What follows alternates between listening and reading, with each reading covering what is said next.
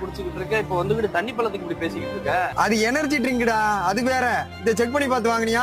என்ன செக் பண்ணணும்? என்ன செக் பண்ணணுமா? ஏண்டா இதுல என்னமோ வெள்ளை துணியை வச்சு தொடச்சு பார்த்தா ரெட் கலர்ல சாயம் விட்டுதாமே. ஏனே கடவுள் கொடுத்த மூலையில கொஞ்சமாவது யோசிக்கணும்லனே. இந்த சிவப்பு கலர் தண்ணி பழத்தை வெள்ளை துணியை வச்சு தேய்ச்சா சிவப்பு கலர் தானே விட்டுது, மஞ்சள் கலர் ஆகட்டும். எவனோ ஒருத்தன் எங்கேயோ ஊசி போட்டிருக்கலாம், அதை 19 அள்ளி நீங்க சோசியல் மீடியால போட்டிய.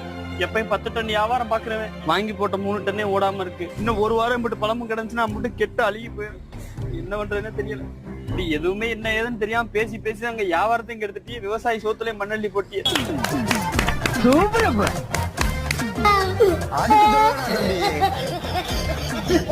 Health முக்கியம்ல, health.